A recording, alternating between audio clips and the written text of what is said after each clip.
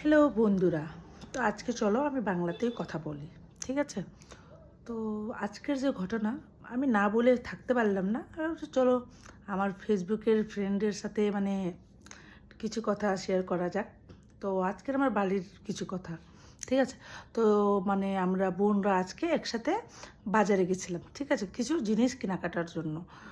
তো কী হয়েছে, আমরা প্রথমে আমাদের কিছু কাপড় টেলারের কাছে ধোয়ার ছিল, তো আমরা দিয়ে দিলাম। তারপরে আমার আরেকটা দিদি বললো যে চল আমরা একটু কিছু কেনাকাটা করি। তো আমি বললাম চল। তো বলছি কী নিবি? তো বলছে যে আমি শাড়ি নেবো। আমি বললাম আচ্ছা ঠিক আছে চল তাহলে। তো আমি যে দোকানে যাই ওই দোকানে গেলাম, আমাদের সোনাপুরেই। তো দোকানে যাই বললাম যে ভাই আমাদেরকে ভালো শাড়ি দেখা। তো বলছে বাজেট। বললাম বাজেটের টেনশন নিস না, ঠিক আছে, ভালো শাড়ি দেখাও। তো বলছে ঠিক আছে দিদিভাই, আমি তোমাকে ভালো শাড়ি দেখাচ্ছি, নতুন নতুন কালেকশান আসছে। আমি চলো চটপট দেখাই বলো। তারপরে কি হলো, আমার দিদি বলছে না এর থেকেও সুন্দর। আমি বলছি দিদি বাস অনেকগুলো দেখিয়ে দিয়েছে, দারুণ দারুণ শাড়ি, ঠিক আছে। তো আমার দিদি বলছে না না আরও আরও। চলো ভাই ঠিক আছে আরও দেখাক। তারপরে বলছে এই শাড়িটা আবার সে পছন্দ। আমি বললাম, চল তাহলে এটারই দাম করা যাক। আমি বললাম ভাই, আমি বললাম 4,000 টাকা। ও আচ্ছা। তারপরে আমি দিদিকে বললাম দিদি এইটার না 4,000 টাকা।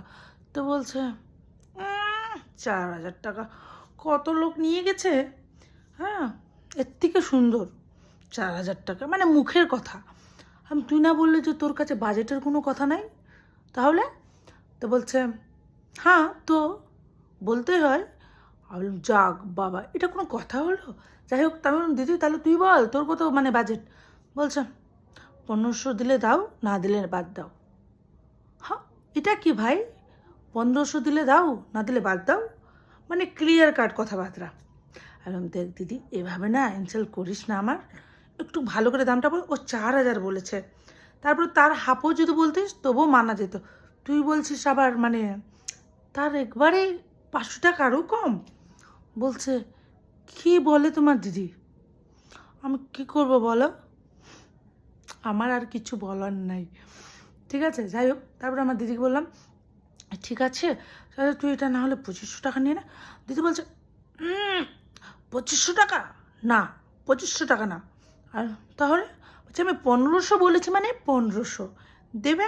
দোকানদার বলছে না দিদি আর একটু বাড়াও, বলছে 1,500। আবার বলছে দিদি আর একটু বাড়াও, আবার বলছে 1,500। বলে ঠিক আছে চো চো চো চলো চলো। এর দোকানদার না তোমার বিক্রি করার ইচ্ছা নেই, তুমি বিক্রি করবে না আমি বুঝতে পারছি। এই চল চল চল চল। আমার দিদি রীতিমতন আমাদেরকে ধাক্কায় ওখান থেকে নিয়ে বেরিয়ে হয়ে গেল। তারপর একটা তারপর এটা দাঁড়াও দাঁড়াও, এত তাড়াহুড়ো কিসের, একটু দোকানদার বার্গেটিং করবে। তো বলছে এই তোমাদের না ধোয়ার ইচ্ছা না, থাক থাক আমি না নেবো না নেবার।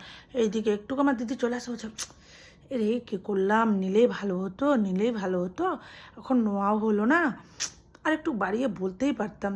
এই আমি যে তোদেরকে আসতে বললাম, তোদেরকে আসতে আর কী দরকার ছিল? আসার ছিল না, তোদেরকে বলতে লাগতো এই রে দিদি নিয়ে নে নিয়ে নে, হয়তো একটু মিডিলে হয়ে যেতাম।